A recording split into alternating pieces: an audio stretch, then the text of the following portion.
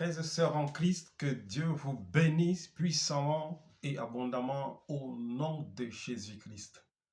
Exhortons nos frères et sœurs ce matin sur le mariage, le choix du mariage.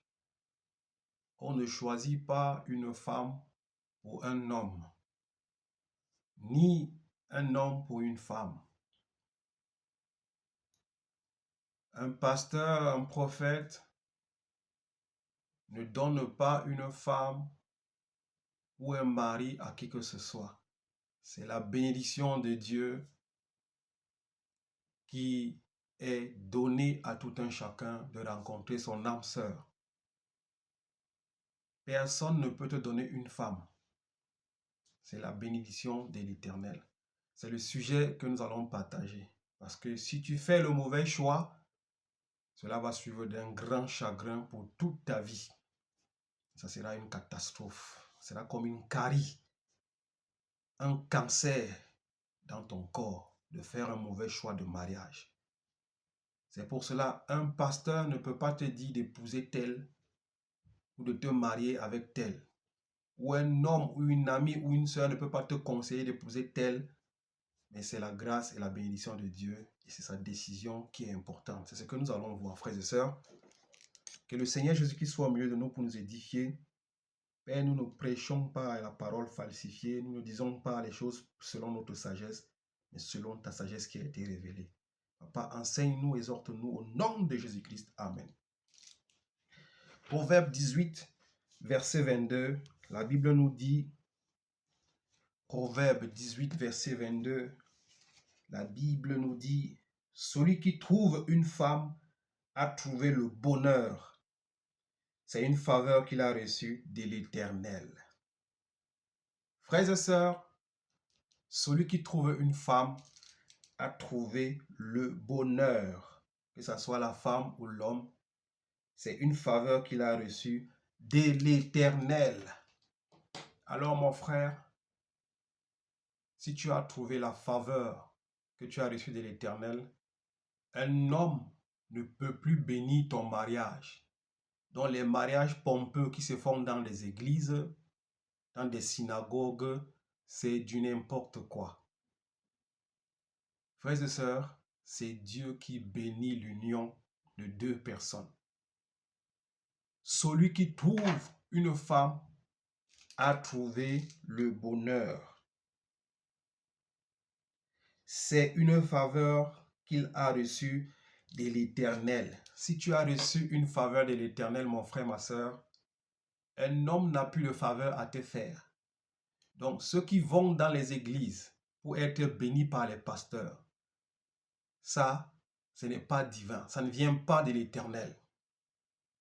C'est des choses terrestres. Ça n'a aucune importance. C'est pour cela que vous êtes étonnés que beaucoup de mariages qui sont bénis par beaucoup de fausses personnes, ces mariages vont en débandante. Ces mariages vont en catastrophe. Parce que la majorité de ceux qui bénissent vos mariages, c'est des gens qui ne servent pas l'Éternel. Ils sont contre l'union. C'est même des gens, c'est pour ça que le plus souvent, vous allez voir qu'on a attrapé le pasteur en train de coucher avec la femme de tel. Parce qu'au fond de lui, il n'était pas content. Il faisait semblant. Frères et sœurs, si Dieu a déjà accordé la faveur, un homme, tu n'as plus besoin de la faveur d'un homme. Pour une union, on a besoin de deux faveurs. La faveur qui vient de Dieu et la faveur des parents. Ce qui concerne les pasteurs, les prophètes, les traditions, il n'y a pas besoin. La faveur de Dieu, la bénédiction de Dieu et la bénédiction des parents.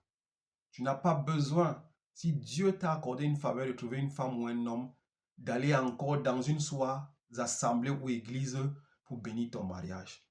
Tu as déjà reçu la faveur de Dieu. L'autre faveur que tu dois recevoir, c'est la faveur de tes parents. Un point, un trait. Celui qui trouve une femme ou un homme a trouvé le bonheur. C'est une faveur, une grâce imméritée qu'il a reçue de Dieu. Un homme ne peut plus bénir ton mariage parce que ton mariage il est déjà béni. Alors si tu vas devant un homme qui est mauvais, il va plutôt maudire ton mariage. Si tu as un pasteur ou un prophète, tout ce que tu as besoin, c'est des conseils, mais pas des bénédictions. Parce que tu as déjà reçu la bénédiction. Tu as reçu la bénédiction de Dieu, la bénédiction de vos deux parents, ça suffit.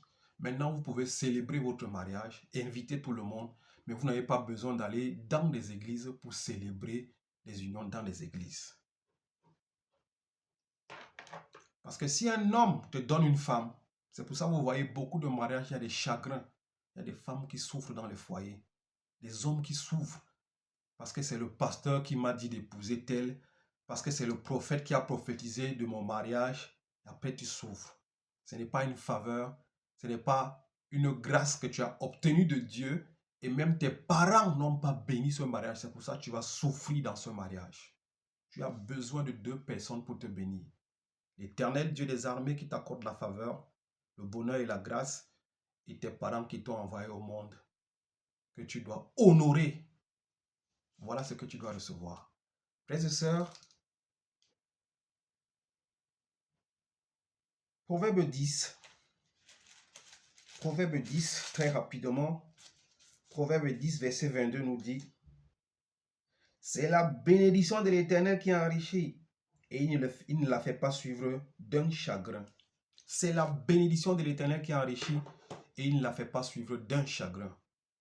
Dieu te bénit avec un homme ou une femme, tu n'auras pas de chagrin. Mais si c'est un homme qui te dit, épouse telle femme, épouse tel homme, tu veux avoir du chagrin parce que ça ne vient pas de l'Éternel. Ce n'est pas une bénédiction de l'Éternel.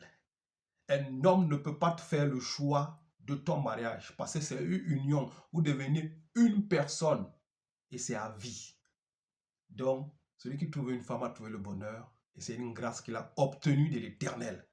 Qu'un homme, ni dans les sites de rencontres, un homme qui cherche une femme ne va pas dans les sites de rencontres.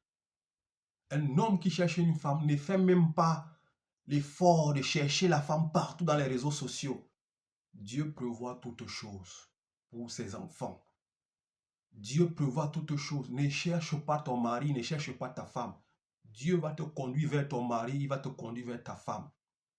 Et ça sera une bénédiction qui vient de lui et elle ne sera pas suivie d'un chagrin. Mais si tu écoutes les hommes qui te conseillent, épouse tel, épouse celui-ci, épouse celle-là, épouse l'autre, va dans tel site, va dans Facebook, va dans TikTok, mon frère, tu vas t'épouser, tu vas te marier, mais ça sera suivi d'un chagrin. Et c'est ce que Dieu veut t'épargner ce matin. Allons dans Genèse 24, regardons comment on trouve la grâce d'épouser une femme, de trouver une femme ou un mari. Tu n'as pas besoin de l'effort. Tu te confies tout simplement à ton Dieu et ton Dieu te conduit. Regardons l'exemple ici d'Abraham et de son fils Isaac. Comment cela s'est passé? C'est une histoire un peu longue, je vais essayer de l'écouter. Juste pour brosser un peu, comment est-ce que Dieu nous fait la faveur, nous accorde le bonheur de trouver une femme. Proverbe 24, je peux commencer à partir verset 29. Je peux commencer là. Ou même verset 30, elle est longue. L'homme dit, je peux commencer au 29, oui. Je vais lire très rapidement, frères et sœurs. La parole de Dieu dit ici, au 28, la jeune fille courut raconter cela à sa mère. Rebecca avait un frère du nom de Laban. Laban courut dehors vers l'homme. Ici, c'était Abraham qui avait envoyé son serviteur aller chercher une femme dans son pays parce qu'il ne voulait pas que son fils Isaac épouse une étrangère. Il a envoyé son serviteur aller. Et son serviteur a fait une prière que celle qui va me donner l'eau et les chameaux que j'ai, Seigneur, c'est un signe que c'est elle qui sera la femme de Rebecca, et la femme d'Isaac. Disons ici, au 28, la jeune fille courut raconter cela. J'ai coupé l'histoire à sa mère. Rebecca avait un frère du nom de Laban, courut dehors vers l'homme près de la source. Il avait vu l'anneau et le bracelet au poignet de la sœur de sa sœur. C'est l'anneau que le serviteur d'Abraham avait mis dans le doigt de Rebecca parce qu'il a compris que sa prière a été exaucée. Il avait demandé de celle qui va me donner l'eau et donner au chameau, c'est elle qui sera la femme d'Isaac.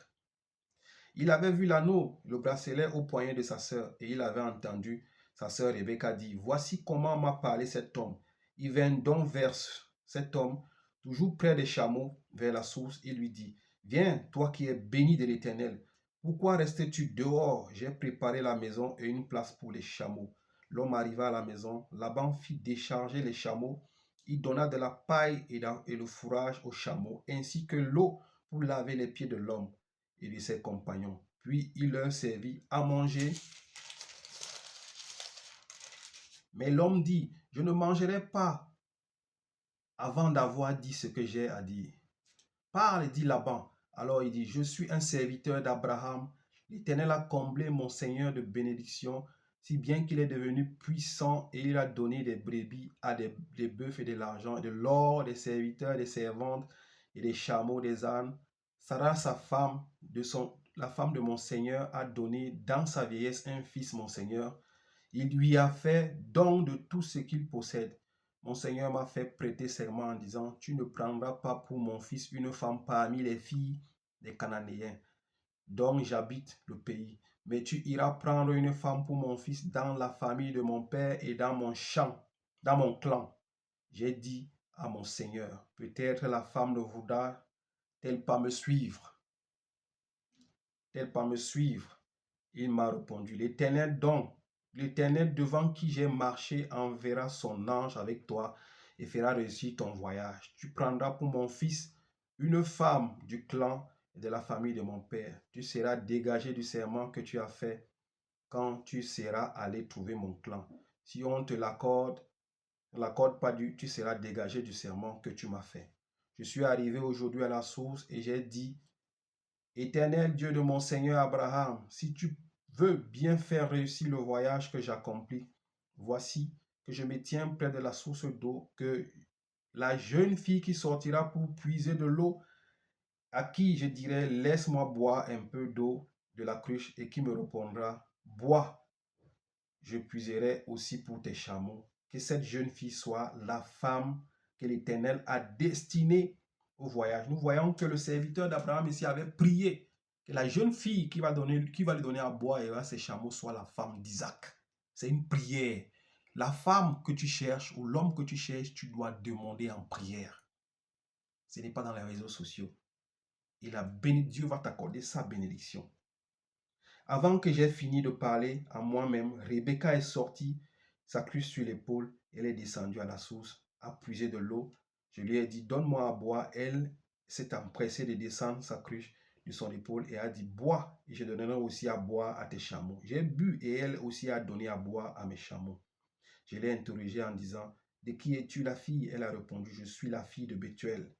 Bethuel, le fils de Nachor et de Milka. J'ai mis l'anneau à son nez et le bracelet à son poignet. Puis je me suis incliné et j'ai adoré l'Éternel, j'ai béni l'Éternel, le Dieu de mon Seigneur Abraham, qui m'a conduit fidèlement, afin que je prenne la fille du frère de mon Seigneur pour son fils. Maintenant, si vous voulez faire preuve de bonté et de fidélité envers moi, Seigneur, déclarez-moi, sinon, dites-le moi, et je m'en irai d'un côté ou de l'autre. Laban et Bethuel répondirent, c'est l'Éternel. C'est de l'Éternel que cela vient. Nous ne pouvons te parler ni en mal, ni en bien. Voici Rebecca devant toi. Amène-la en répartant qu'elle soit la femme du fils de ton Seigneur, comme l'Éternel a dit. Lorsque le serviteur d'Abraham eut entendu ces paroles, il se prosterna jusqu'à terre devant l'Éternel. Le serviteur sortit des objets d'argent, des objets d'or et des vêtements qu'il donna à Rebecca. Il fit aussi généreux des cadeaux à son frère et à sa mère. Puis ils mangeaient, burent, lui accompagnaient et il passa la nuit. Le matin, quand il fut levé, le frère de Rebecca dit que la jeune fille reste avec nous quelque temps encore, une dizaine de jours ensuite, tu pourras partir. Il leur répondit, ne me retardez pas. Je peux la couper là. Nous voyons que ici, je peux couper là. Nous voyons que ici, Laban, qui était le frère de Rebecca, et sa mère ont donné l'accord alors à le serviteur de Dieu en lui disant que non, c'est la volonté de Dieu que Rebecca soit la femme d'Isaac. Tu peux repartir avec elle, mais laisse-la pour un moment. Et nous voyons qu'ici, le serviteur d'Abraham a donné la dot. Il a donné des objets d'art. Il a donné des habits, des vêtements d'or, en or. Il a donné beaucoup de richesses, beaucoup de choses à la famille. La dot, il a donné à la famille. Il n'a pas donné à une soi-disant église. Il n'a pas donné à qui que ce soit. Il a donné aux parents de la fille. Et les parents ont donné l'accord qu'ils partent. Je peux lire encore 55, 57. Alors il répondit, appelons la jeune fille. Les parents disent, appelons la jeune fille, demandons-lui son avis. Ils appelèrent donc Rebecca et lui dit, veux-tu partir avec cet homme? Elle répondit, oui. Alors ils laissèrent leur sœur Rebecca et sa nourrice partir avec les serviteurs d'Abraham et ses hommes. Frères et sœurs, voilà ce que je voulais partager avec vous. Celui qui trouve une femme ou un homme a trouvé le bonheur. C'est une grâce qu'il obtient de l'Éternel. Le Proverbe 10, 22 nous dit, la bénédiction de Dieu, Dieu ne la fait pas suivre par un chagrin. C'est Dieu qui donne une femme. C'est Dieu qui donne un homme. Et c'est Dieu qui bénit une union. Après la bénédiction de Dieu, nous voyons ici les parents de Rebecca ont béni Rebecca avant de partir. On a demandé son accord, elle a dit oui, je pars. On a laissé Rebecca partir pour aller retrouver son mari. C'est Dieu et les parents qui bénissent une union. Les hommes célèbrent seulement l'union, ils ne bénissent pas l'union. Donc arrêtez d'aller bénir vos unions dans les églises. Parce que c'est en allant faire ces bénédictions que beaucoup d'entre vous trouvez des malédictions et vous détruisez vos unions qui ont déjà été bénies d'en haut par l'Éternel de les armées et vos parents. Le serviteur d'Abraham a donné la dot aux parents de Rebecca avant de prendre Rebecca et l'amener vers son homme. C'était le mariage. Dieu a béni, il a accordé la grâce à Abraham, son serviteur, et il a écouté la prière du serviteur d'Abraham. Il a trouvé la femme pour Isaac. Le serviteur a donné la dot, l'anneau, l'or et tout ce qu'il a donné à la famille. Et on a demandé l'approbation de la fille. La fille a dit, je m'en vais dans ce mariage. On a pris la fille pour aller lui donner à son mari. On ne l'a pas amenée à l'église pour bénir. On ne l'a pas amenée où que ce soit. Ils ont reçu la bénédiction des parents de Rebecca et arrivé chez Abraham. Abraham aussi, le père d'Isaac, devait bénir l'union et c'était fini. Frères et sœurs, c'est la bénédiction de l'Éternel qui enrichit. Il ne la fait pas suivre d'un chagrin. Ne vous mariez pas parce que quelqu'un vous a prophétisé ou vous a dit quoi que ce soit. Dieu, par sa grâce, vous conduira vers vos maris et vers vos femmes. Que Dieu vous bénisse au nom de Jésus-Christ. Amen.